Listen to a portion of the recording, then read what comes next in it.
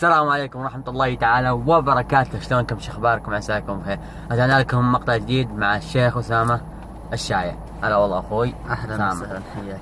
طبعا رجعنا لكم الجزء الثاني من المقطع اللي هي تحدي القراء. طيب التحدي الاول تحدينا الشيخ عبد الرحمن زيد، صح ولا لا؟ وتحدينا ياسر الدوسري. انا حاب ايضا انزل لكم الجزء الثاني من المقطع. طيب الجزء هذا راح نسمع مشايخ ثانيين، ومن ضمن المشايخ هذا في شيخ انا تحديته وانتم ايضا تحديتوه يقلده في الجزء الثاني. طبعا خلينا نبدأ بالشيخ الأول اللي هو عبد الله الجهني. سم بالله وتوكل على الله. ترى عبد الله الجهني ما شاء الله صوته قوي سبحان الله، حنجر وايضا هو من اصعب القراء، بس ان شاء الله نبدأ. فتعمدت اني اختار اصعب القراء. لا ان شاء الله ما يصير. ان شاء الله بدنا نتوكل.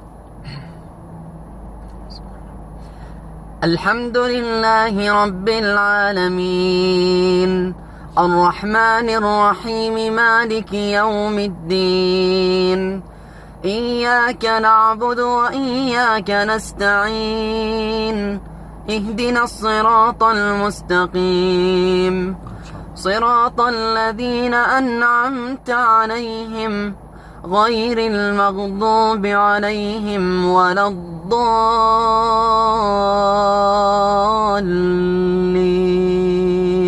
ما شاء الله تبارك الرحمن. اذكر الله اذكر الله اذكر الله. طيب راح ننتقل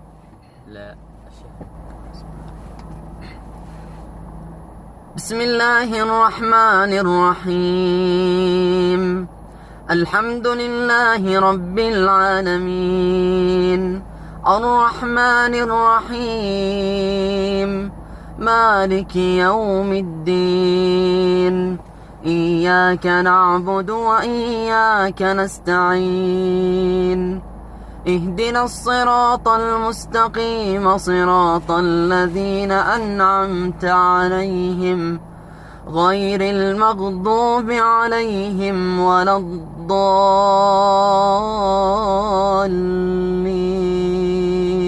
آمين. إن شاء الله تبارك الرحمن. طيب الحين جاءت قنبلة الموسم، الشيخ اللي تم التحدي عليه اللي هو علي جابر. الشيخ علي جابر. وطبعا أنا وأنتم تحديتوه، قلتوا لي في الكومنتات أتحدى يسوي لأنكم تعرفون إنه من أصعب القراء. فقبل التحدي وراح أتوكل على الله ويسمعكم الصوت. مستعد؟ طبعا هو الأخ الشيخ علي جابر أصوله من اليمن. نعم. كيف أبدأ أقلد أصوات؟ تفضل.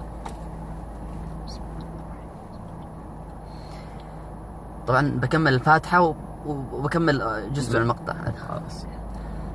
الحمد لله رب العالمين، الرحمن الرحيم، مالك يوم الدين، إياك نعبد وإياك نستعين، اهدنا الصراط المستقيم، صراط الذين أنعمت عليهم غير المغضوب عليهم ولا الضالين.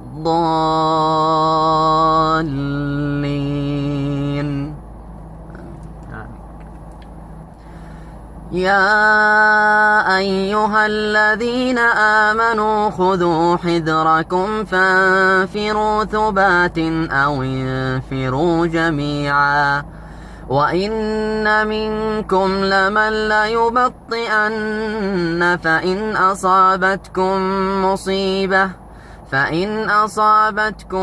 مصيبة قال قد أنعم الله علي إذ لم أكن معهم شهيدا، ولئن أصابكم فضل من الله ليقولن كأن لم تكن بينكم وبينه مودة، يا ليتني كنت معهم فأفوز فوزا عظيما.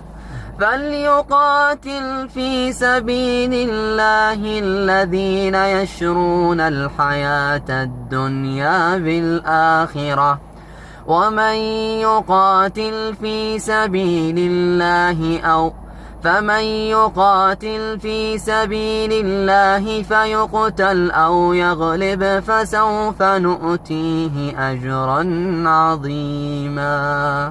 ما شاء الله تبارك الرحمن، جزاك الله خير، جزاك الله الف خير، جزاك الله خير. اذكر الله قولوا ما شاء الله. يعني ما شيء خلي وش نقول، من ضمن اصعب القراء وجابها ما شاء الله تبارك الرحمن. واسمعوا ترى في مفاجأة قريبة بحاول فيها انا وياه، خاصة اذا وافق عليها راح اسويها، واذا ما وافق خلاص يسوي، ما في شيء رسمي.